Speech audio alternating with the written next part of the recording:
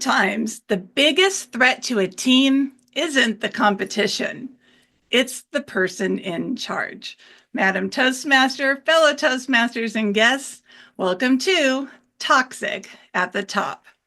How many of you, when you were younger, were able to identify your bullies? It was easy, right? It was the mean kids or the snarky girl, like the picture above, and we could easily identify the threats coming at us. However, as we got older and entered the workplace, the bullies changed and they became much more composed. Today, I'm talking about toxic leaders, people who hold top positions in their organizations or may even own the company. How many of you are familiar with that metaphor, a wolf in sheep's clothing? It refers to a person who looks sweet and innocent or is on your side, but they're actually very dangerous. They're deceitful and manipulative. When we look at people in the workplace and we talk about toxic leaders, some of the top 3 reasons that make it so dangerous is, again, they appear pleasant. We think they're on our side.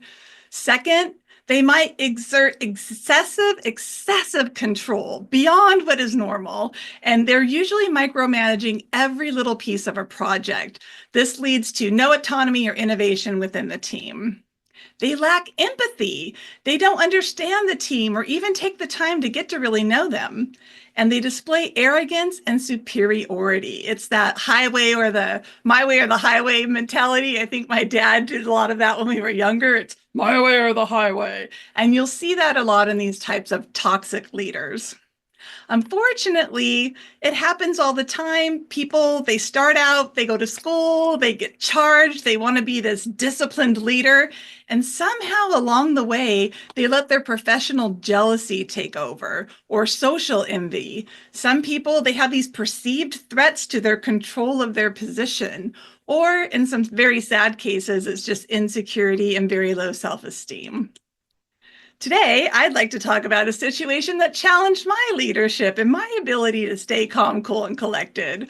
I joined a nonprofit organization and they had asked me if I would do the marketing for a big project. I was really excited. I knew the people on the team and the executive program manager who brought me in. She had a director who would oversee everything. But the program manager said, Kelly, you can build your own team. You can build the campaign any way you want. I'm like, that sounds really great. So we got into the project, I brought in my team, and everybody was settled. However, in hindsight, I should have seen the signs. The director was micromanaging not only my team, but the program manager every step of the project. We couldn't get anything approved. And when I found out that the executive director was not even going to her committee, by their bylaws, they were supposed to take challenges to vote, she was making all the decisions herself. That is not a good leader because when you're in a committee situation, especially, it's the brainstorming and the voting and all the people working together. It's that dynamic appeal that makes the project so great. And when you have a leader just calling the shots and not listening to the committee, it gets really frustrating. So not only was I frustrated, but I had to deal with a frustrated team. And I went to the program manager and I said, what do we do? And she goes, okay, let's just start factual emails. Why we're presenting what we're presenting. We'll present our experience behind what we're presenting. So I did that. I spent hours building out these emails and case studies of why we're presenting what we're presenting for the campaign. And again, it got worse and worse. And she actually said this time, I demand that my plan be executed, end of discussion. Wow, again, flashback to childhood, end of discussion. You have a committee, you have peers. How could it possibly be the end of the discussion? So I went to the program manager and I'm like, what am I going to do? I was so frustrated. And I said, I know, I quit. This is nonprofit. I don't need the stress. And then she reeled me back in and said, Kelly, you cannot quit. You've put so many hours. We're talking hundreds of man hours at this point. I'm in charge of a team. And at the bottom line, I'm not a leader who walks out on people. So I was stuck. I couldn't quit and I had to stay in the project. So what did I do? I read Psychology Today. That's the answer, isn't it, when you're dealing with a bully? Psychology Today states the top 3 things we should do is stay calm and composed. Keep it factual and not emotional when you're dealing with a toxic leader and set boundaries. Okay, that sounded reasonable. I can do that. And of course, if it escalates, then go to the powers that be and create a complaint.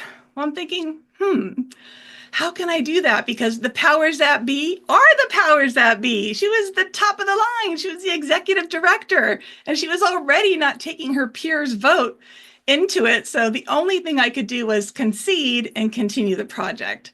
But what I did do, I'd like to say I stayed calm, cool, and collected, but I didn't. It was personal. I had put so much time into it. But I did create boundaries. I pulled way back from the hours that I was contributing. I was still there for my team, answering their questions. But the most important thing I did is I disengaged from any communication with the director. It all went through the program manager, and I just refused to let her be a trigger to me and my team. And in the end, you know, it was what it was. Was it a great experience? No, but it taught me the lesson of disengaging to the point where you can still participate without the emotion. And that's a really hard lesson to learn, especially for those of us that are emotional and do take our work seriously. We take it to heart. So the lessons I learned is toxic leadership is just so dangerous because it breaks down the communication to just one person. Secondly, obviously, we don't know what's happening until we're in the midst of that situation. And third, there's usually a lot more attached to it, either a lot of hours or a paycheck or a team. So it's not easy to just quit and walk away. So my final advice to everyone is if you do encounter a toxic leader, please do not dim your light. Try to take the emotion out. It's much easier said than done. However, what really helped me was to advocate for the bigger picture, not my emotional hurt.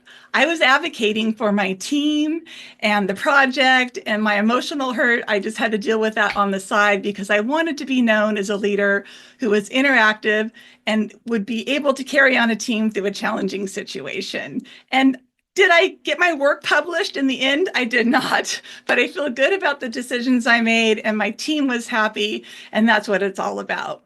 Friends, in the end, just remember to sparkle and shine. This too shall pass. Madam Toastmaster.